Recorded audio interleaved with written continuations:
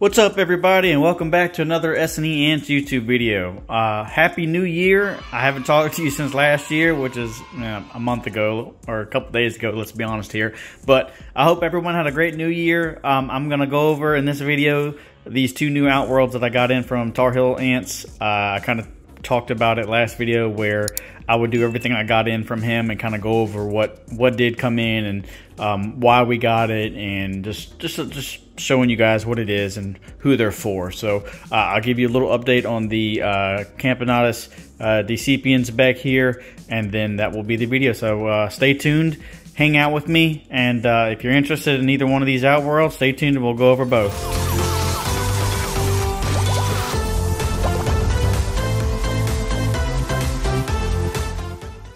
Alright, everybody, welcome back. Like I said in the intro, I hope everybody had a great new year. Welcome to 2024 now, and we're going into technically this is the next season for ant keeping. So here in a few months, it will start to warm up and we'll go right back into the swing of things of getting videos of all the colonies. They'll come out of diapause, and we'll get these colonies pumping and having plenty of video for them. So what I did was, and again, let's go over what this video is going to be about. It's going to be about these two new Outworlds that I got in from Tar Heels. This is a new Outworld for the main Pennsylvanicus colony. So the big colony that we have with that massive nest, this is a new Outworld for them. There's a couple reasons for that, and I'll go over that in a second, but I just kind of want to get this out of the way. But this is a new Outworld for them, and this Outworld is actually for the new the Pennsylvanicus queen colony, the queen that we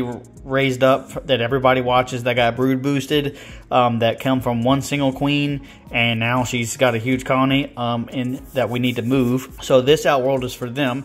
They have been in a mini hearth since pretty much all of last year. Again, if you're a new subscriber here, I originally had her in. She came in a test tube by herself. I got her on a discount from another website, a guy that lives locally here on the East Coast, because I only keep local ants. Got her out of the test tube by herself, moved her in here. This is, again, a really quick recap. She did good a little while. She had two nanitics. She ate them both.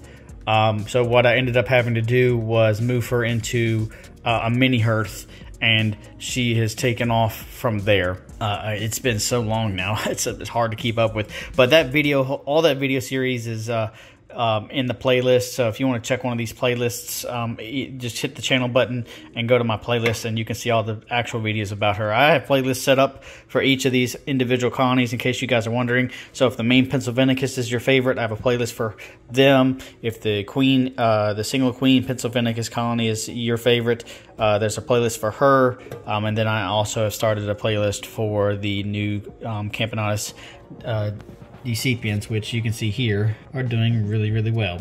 Back to these two Outworlds. So if you remember, and I can't take it out right now because they're in diapause and it's a complete hassle just to get them out. So the main Pennsylvanicus colony did have an Outworld, the exact same size as this. I got it last year. Again, we'll go over it a little bit more in detail, the other Outworld, but essentially it did great. I had a few issues with it, and that was it. But what happened was, and I want to warn everybody, and it's not Mac's fault or Tar Heel's fault or anyone's fault. I've asked Mac to incorporate this material that he uses on the bottom of these Outworlds, to incorporate it into the entrance or / exit for the ants themselves. And the reason why here, the engineering behind this is, and this is why I think this, let's get up close. So when you put, let's see, do I have a spare test tube? I do. So when you put a test tube inside of these right here, what's happening here is, and I can't do this because I only have one hand, but when you stick the tube in, and then if you move these tubes around, or you move the Outworld itself or the nest, you're putting pressure on this tube as well as the plastic around where the tube is inserted. If you put too much force on this plastic without it being reinforced, like with this material, but if it's just a hole that was over here by itself, if you put too much force either way on this tube or the plastic itself, the plastic will crack. This plastic is not meant to hold any type of force It's just meant as a decorative material or a housing material. So what had happened was that the plastic, it had too much force from the tube moving around, and it wasn't reinforced by anything, and it cracked right up the middle of the plastic in the other nest, not this one, obviously. So what I asked Mac to do was to incorporate this entrance exit material around the tubing insert. So now if it does move anyway, the material will soak up some of that force as well, and not put all the load on the plastic around it. Some of the load will be on the material and the plastic. So this is a much better design to make sure your Outworlds don't crack, especially this thin plastic material, or any kind of, if you have any type of Outworld that's kind of like got a thin Outworld on it, it's good to kind of reinforce it with this. So right here is this entrance exit for this particular nest, so this nest won't run into that problem at all. And then I also got him to incorporate it into this nest as well. You see here the entrance exit over here. That's the first difference in this nest, and then again we'll go over this one in a second. The other Outworld also has the X canyon style that Mac does. He does it. This is the canyon style, and I really like this style. It's a good feeding pad for ants. You can put these little dishes and stuff that Mac gives you. You can give this is actually his particular one. I think these are 3D printed or something. I don't know. They're really nice, but you can stick them here, or sometimes if you have, now these bigger tubes won't. They might. I mean, you might be able to get away with that. The point is, I like these platforms. I like the X design. I like the openness. The downfall to the other one that I had was the corners. So these platforms actually were in the corners of the Outworld itself. Now, it's great design-wise. It makes it look really pretty. It made it extremely heavy because the corners were loaded with material, and this is not. This is kind of a heavier material here, but it made it very heavy. That's the only complaint I had. The other complaint was the ants themselves. So you got to take into account they will climb this plastic and they will try to get out. They're ants. That's just what's going to happen. So obviously we all use, and I've talked to you guys before about it, the Fluon barrier, or baby, or some people use Vaseline, some people use the baby powder alcohol mix, whatever barrier you use, but we all use it around the edges of these Outworlds because these ants, most ants climb very easily and will get out. The issue was that these platforms right here were in the corners, and it actually raised up the ants' crawl space. So instead of having to crawl, and this is what I told Mac was, instead of having to crawl from the bottom all the way up here, the platform in the corner essentially got them halfway up already, and they would just need to, and you've seen it in the videos, I fought with them about it, the ants would only need to crawl up like this much plastic to get out in the corners. Instead of having to crawl from the bottom. Now, the greater distance they have to climb from the bottom to the top, the better and the more of a chance they have to fall off. And you don't have to really worry about it. You can put your Fluon up here, and they still have like 2 inches of climb they have to do before they even hit the barrier. Versus in the other nest, they could get on this material that was in the corner and just be like a half an inch to the barrier itself. So long story short, it's harder for the ants to climb out. That's what I'm trying to say. And a lot of these ants congregate on these upper towers and platforms because they're feeding areas. So if you leave these feeders on the top here like this, the ants will naturally associate this area with food because of the hormones they release. When you put food in these trays, the ants will come up and they leave hormone trails, scent trails for each other. They will start to associate these dishes and these platforms with food. So they will congregate around these areas and stay there. And that's what was happening with my other nest, where they would congregate in the corners, which is fine. But the issue was as soon as I lifted these tops off, they would just scatter and run up the edges. They started to, everybody would, talk about ants learning, but they would essentially learn that as soon as I took the top off, they could bolt up the side real quick and get out. So I don't have to worry about it because it's got space all the way around. The ants have to come from the bottom and climb up. It keeps the X design. You can see the underneath. It goes underneath too. So it's really pretty. It's a really cool design. It's really good for viewing the ants and kind of just sticking the food. Like I said, these little trays in here, and I can just sit here and watch them eat, as well as the nectar water feeders back here. So that was the purpose of this particular nest. Mac, I know what, and if you're watching this, I know what we kind of worked out with this, so I appreciate it.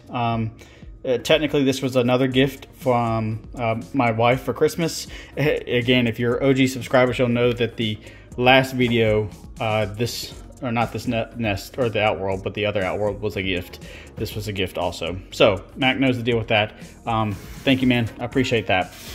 So moving on to this particular nest. Like we talked about, this nest is going to be for the Pennsylvanicus queen that is currently in the mini hearth. I wanted them to have like again, I've learned my lesson with this colony that we're moving into this, to not say permanent home, because with the growth I've had with these two colonies, the growth is, I'll get a nest, I'll get a new nest, I'll get a new Outworld, and then 3 months later, boom, I need a new nest and a new Outworld because they're too big. So I'm gonna tentatively say permanent nest for this current Outworld and what I'm going to put in. So these two actually are going to go together here. If you're OG subscribers, you'll know this particular nest was the main Pennsylvanicus colonies nest that I just moved them out of not long ago. Well, I say not long ago, but about 5 months ago now, somewhere in there. So this is the nest that I'm going to be moving the Camponotus queen in, that was by herself, the second colony. So main colony, second Pennsylvanicus colony. So we'll just call it second for now. But this gives them much more space than just the mini hearth. This will give them plenty of room to grow for now. And I won't have to move them for a while, knock on wood. But my original thought was to put the Camponotus castaneus colony in this and then move the second Pennsylvanicus colony into the castaneus nest. But the castaneus colony is actually growing at a pretty slow pace, which is good because it gives me time to keep up with these two colonies. The second Pennsylvanicus colony has grown, or has outpaced the castaneus colony, so I'm having to move them into here instead. So the castaneus will stay in their fortress I have them in, and then this is pretty much a bigger version of the fortress. This is actually a custom 5x5 Mac did, but it's essentially just a bigger fortress because he has the fallen fortress that sits like this, and then has the Outworld on the front here, or he has the standing fortress that has the Outworld here, which I have for the castaneus colony. So this will be for them. I will put two nest mates up here, and then you have the single entrance exit out of the back, and essentially what it will do is it will sit like this. So you'll have the Outworld and the nest together. So they'll go in here through the entrance exit hole into the Outworld, and then boom, we'll have the tubes connecting them both. So the first thing I'll need to do is, when I bring them out of diapause, I need to make sure everybody's okay. I'll make sure both queens are alive, and I essentially have been checking on them, I'd say about every week or two. So they're doing fine. But the second Pennsylvanicus colony immediately needs to get moved in here. And because they're in diapause now, what I can do is, everybody knows when they're in diapause, they're cooled off, they move slow. So I'm going to essentially drop the mini hearth into this Outworld, take it apart while they're really, really slow, and then let them move into this as their own pace. I'm not going to dump them. I'm not going to do anything of that nature. I've already kind of measured it. The mini hearth can sit in here on this side with the top on, and that's all I want to do. I'm going to plug up the top, take the side off, and then they can move into this particular nest and have the room to grow and get big, and we can watch them get even bigger. Main Pennsylvanicus colony, they will get moved, or their nest is fine. We don't have to move their nest ever again. That nest is permanent that we have. Again, check the playlist. Bought a huge, big nest for them. I need to check on them, make sure their numbers are okay. What worries me a little bit is the nest is so big that I'm hoping that enough survive diapause to keep up with this large space they have for their new nest. So they should be okay. If not, I'm going to baby them pretty hard to make sure they have the space, or not too much space, and they don't get stressed out. So, but they should have enough numbers to where if I feed them regularly, keep the heat on them, and then just give them plenty of liquids, they should be okay. So we'll swap out their new and old Outworlds, and we'll be good to go there. So that's the plan for these two right here, and then we'll move into what we'll have to do next is this particular colony of Dicipians. And again, if you don't watch my shorts, you can see that they're growing at a pretty rapid pace. The pale colored ones are brand new workers, and then the dark colored ones are the older workers. So you can see that they're growing at a pretty rapid pace there. But we've kind of talked about where they will go into this nest and this little outworld. This is a mini hearth top with, again, the side exit and entrance with the reinforced material. So we will get them in there soon. So I want them to have maybe like 10 more workers, and then we're gonna move them in here. So this is all gonna happen this year. So if you're into this type of stuff, and if you're new, thank you so much for subscribing. I see so many folks saying that my videos have helped them get back into the hobby or get into the hobby in general. It's easy for them to understand what I'm talking about because I guess a lot of other ant keepers are European or not natively English speakers, so it's kind of hard for them to understand. But again, I'm here to help everybody, no matter where you're from, no matter what you do. If you love ants, you got questions, I can help you out as much as I can. If not, we have a pretty strong community that we all ask questions and lean on each other and get answers. So hope you enjoyed this video. If you got any questions, post them in the comments. Hope everybody's excited for this year. I know I am, to get this show on the road, get everybody moving to their new house and their new homes. And we'll do videos for each of these moves, and as soon as they get out of diapause. So hope you guys have a great 2024. We're looking forward to everyone staying in touch and in tune with the channel. Like, comment, subscribe. You guys are doing great. I appreciate your time, and I hope you guys have a wonderful week wherever you are. Take care.